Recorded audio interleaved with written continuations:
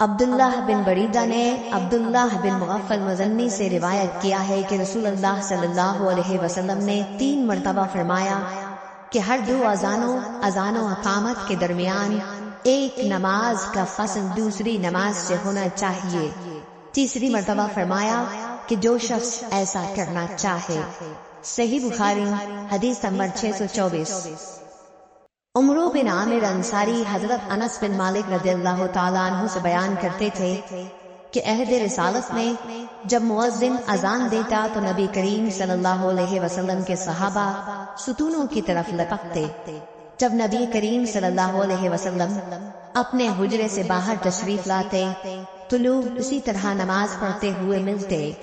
یہ جماعت مغرب سے پہلے کی 2 رکعتیں تھی اور مغرب میں اذان اور تکبیر میں کوئی زیادہ فاصلہ نہیں ہوتا تھا۔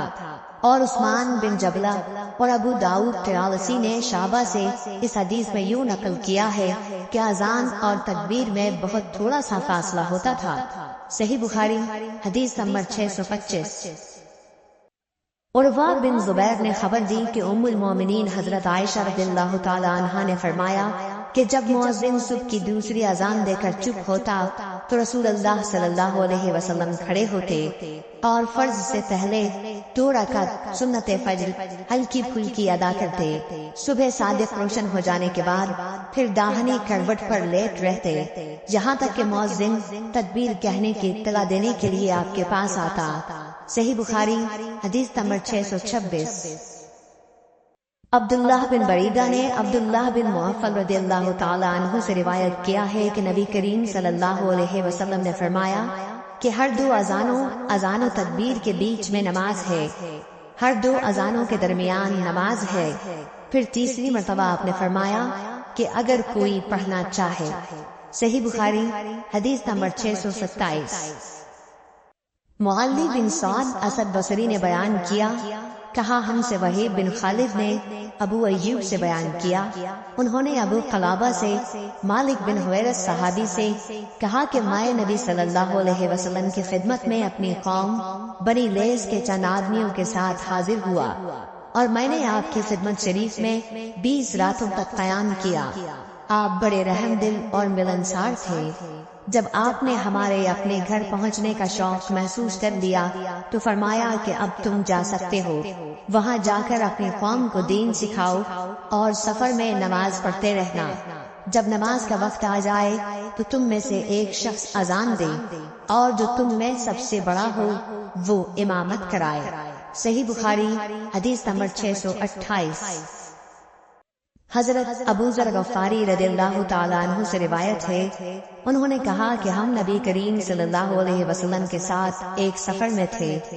مؤذن نے اذان دینی چاہی تو آپ نے فرمایا ٹھنڈا ہونے دے۔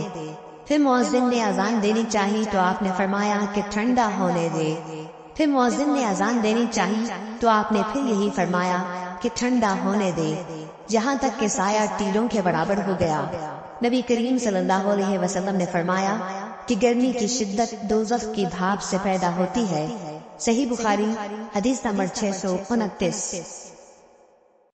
مالک بن حویرث نے کہا کہ 2 شخص نبی کریم صلی اللہ علیہ وسلم کی خدمت میں آئے، یہ کسی سفر میں جانے والے تھے۔ آپ نے ان سے فرمایا کہ دیکھو جب تم سفر میں نکلو تو نماز کے وقت راستے میں اذان دینا، پھر اقامت کہنا، پھر جو شخص تم میں عمر میں بڑا ہو وہ نماز پڑھائے۔ صحیح بخاری حدیث نمبر 630۔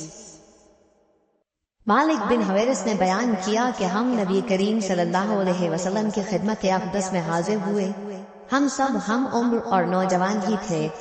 آپ کی خدمت مبارک میں ہمارا 20 دن اور رات قیام رہا۔ آپ بڑے ہی رحم دل اور ملنسار تھے۔ جب آپ نے دیکھا کہ ہمیں اپنے وطن واپس جانے کا شوق ہے تو آپ نے پوچھا کہ تم لوگ اپنے گھر کسے چھوڑ کر آئے ہو؟ ہم نے بتایا۔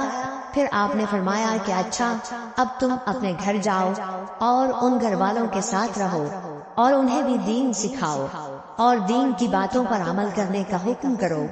مالک نے بہت چیزوں کا ذکر کیا جن کے متعلق ابو ایوب نے کہا کہ ابو قلابہ نے یوں کہا وہ باتیں مجھ کو یاد ہیں، یا یوں کہا مجھ کو یاد نہیں، اور آن حضرت صلی اللہ علیہ وسلم نے فرمایا کہ اسی طرح نماز پڑھنا جیسے تم نے مجھے نماز پڑھتے ہوئے دیکھا ہے، اور جب نماز کا وقت آ جائے تو کوئی ایک اذان دے اور جو تم میں سب سے بڑا ہو وہ نماز پڑھائے، بشرطے کہ وہ قرآن شریف اور طریقہ نماز و امامت جانتا ہو۔